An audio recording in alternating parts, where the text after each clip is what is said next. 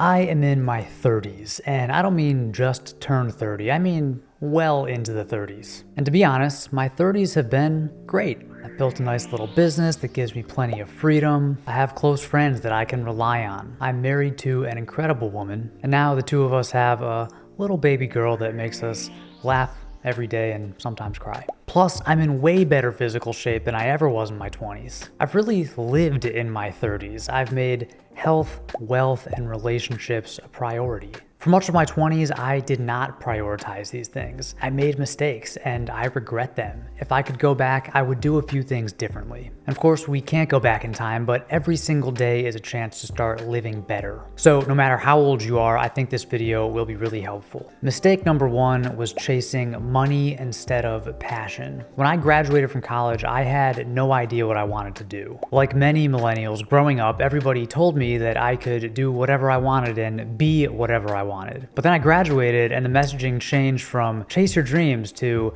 get a job. So I got a job, and it wasn't anything that I was interested in, and to be honest, it didn't even pay that well. I felt out of my element. I oscillated between bored and anxious. And the crazy thing is, I stayed at that job for over 3 years. Eventually, I decided to leave that job and pursue my passion for music. I did audio recording and production and some performing for about a year, and it was fun, but I didn't make any money, and I got kind of discouraged. So I got another kind of regular corporate job, and again, I didn't like it. I was only doing it for the money. I started to realize that anytime you're doing something just for the money, that's probably a red flag. Don't get me wrong, work isn't always fun and you do have to make money. But if you're young, and especially if you have any sort of safety net, don't waste your time doing work that you hate. This is especially true if you have a nagging suspicion that you were cut out for something else. In my case, I didn't really know what I wanted to do, but I read this book called The 4-Hour Workweek, and I went down this rabbit hole of online business and passive income. Eventually, after a whole lot of trial and mostly error, and a few years of side hustling, working on evenings and lunch breaks and weekends, I finally built this small media business that I could do full time. I really enjoy my work, and it provides me with the flexibility and the income that I need to live the life I want. I wish I had believed in myself earlier and just gone for it instead of spending all those years working in jobs that weren't really a good fit. So boomers were right. You should chase your dreams. You should follow your passion. Life is so much better when you don't dread going to work. The second mistake that I made in my 20s is eating without intention and not eating enough plants. Until relatively recently, I never thought about nutrition. If I ate healthy food as a kid, and I mostly did, it was only because my mom put it in front of me. Once I left for college, my diet went downhill rapidly. And it didn't get much better when I started living on my own after college. I'm a naturally thin guy, so I just kind of assumed that I was healthy. But in reality, I ate a lot of processed foods, too many carbs, and way too much refined sugar. I knew that I should eat more plants. The health benefits are well documented at this point, but I didn't like them. And I remember thinking that foods like kale and tofu and spinach were kind of gross and didn't taste good, and you only ate them because you had to, because they were healthy.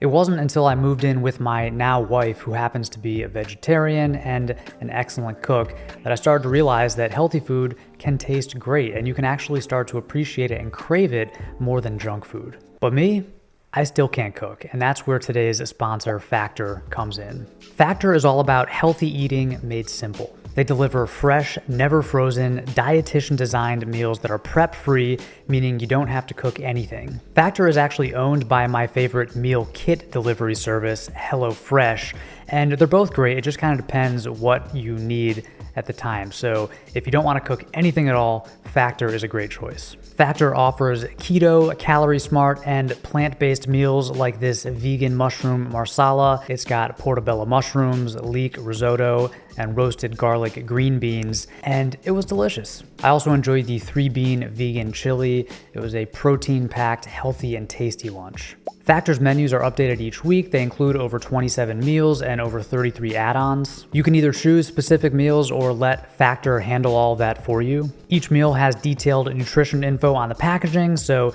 it helps me track my macros after a tough leg day. But really my favorite thing about Factor is just how easy it is to get a healthy meal on the table. It's faster than delivery, it feels way healthier than takeout, and since my wife is vegetarian but I eat some meat, I like that Factor has something for both of us.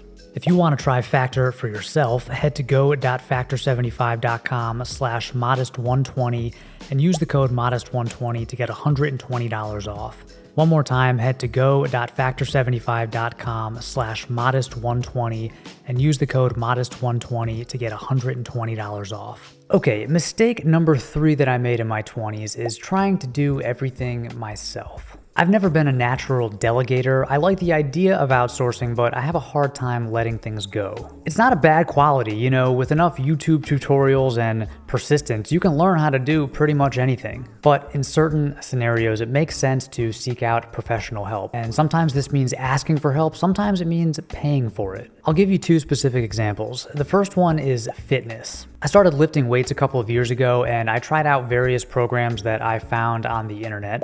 I made some beginner gains, but eventually I stopped progressing, and I knew that I was doing some things wrong and I was probably risking getting hurt. At the very least, I just wasn't making progress. I hit a plateau with squats and my shoulder was hurting a little bit on the bench press. So a couple of months ago, I decided to get a coach through a program called Barbell Logic. In just a few weeks, my coach Matt taught me how to switch from a high bar to a low bar squat, which allowed me to progress from a working weight of 185 to 215 at the time of this video. He helped me fix my bench press grip so I could do it without any shoulder pain. He totally changed my overhead press, which is great because that's by far my weakest lift, and he helped me get a few new PRs on the deadlift. And the best part is I don't have to think about it. Matt just gives me my workouts, I show up to the gym, I see what he's created for me, and I just do it. The best part is I don't have to wonder if I'm doing the right things at the gym.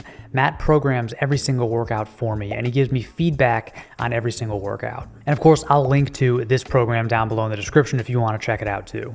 The bottom line is working with a coach has made me stronger, safer, and more efficient at the gym. The second example is finances. I used to do my own taxes every year. I would use like TurboTax or try to do it all myself. And sure, I could get through it, but I wasn't doing it properly and it took so long. So a few years ago, I started using a professional tax accountant. And let me tell you, it's worth every penny. Not only do you save many hours of your life, but you actually save money. Accountants pay for themselves several times over. So if you're doing everything yourself, whether it's fitness or taxes or anything else, I recommend considering hiring a coach or even just asking an expert for help. It might change your life. Okay, mistake number 4 that I made in my 20s is drinking too much alcohol. Now, you may not know it from my clean-cut appearance, but growing up, I was a bit of a rebel.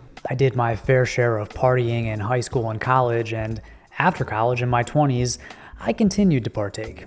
I could do this because when you're younger, you can tolerate alcohol much better. You can get drunk, wake up, have a hangover, and just go to work. But alcohol is literally poison, and we all know it. It ruins your sleep, clouds your judgment, and adds a bunch of empty calories to your diet. It also prevents you from experiencing life with a clear, sober mind. In her book, This Naked Mind, author Annie Grace says, "You drink to get the feeling of peace that someone who is not dependent on alcohol always feels. So instead of using alcohol to scratch that itch, why not just remove the itch?" In my 20s, there were nights that I drank and nights that I wanted to. I desired alcohol, so either I gave into that desire or I used willpower to abstain. I wasn't an alcoholic by any definition of the word, but I always thought that I could have a different and healthier relationship with alcohol. I wanted to stop wanting it, but I didn't know how. This actually changed when I read a book called The Easy Way to Control Alcohol by Alan Carr. I'm not going to try to explain this book because you have to read the whole thing cover to cover for it to really work. But I'll say that if you want to cut back on your drinking or even stop drinking entirely,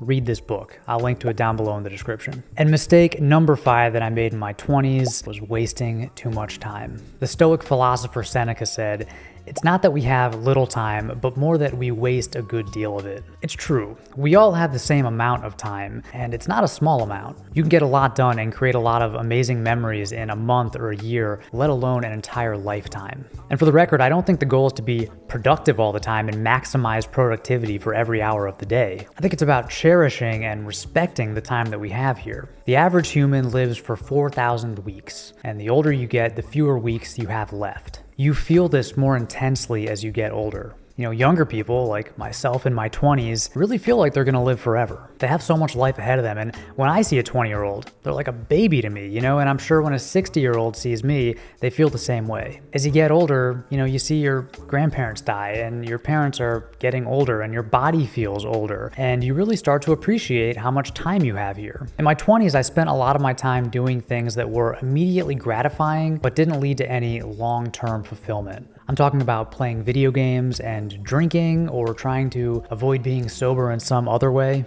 Doing work that I didn't like just for money, and not being more intentional with my free time outside of work. If I could go back, I would spend all of that incredible, valuable free time on more important things like family and relationships and reading and building my business and fitness and learning new things. It's not that you can't have leisure time, but not all leisure is created equal. Like reading or playing an instrument or going for a walk with a friend is fundamentally different and better than playing the same video game over and over and over, or mindlessly scrolling through TikTok, or getting drunk for the 1000th time. Everyone eventually understands just how precious time is.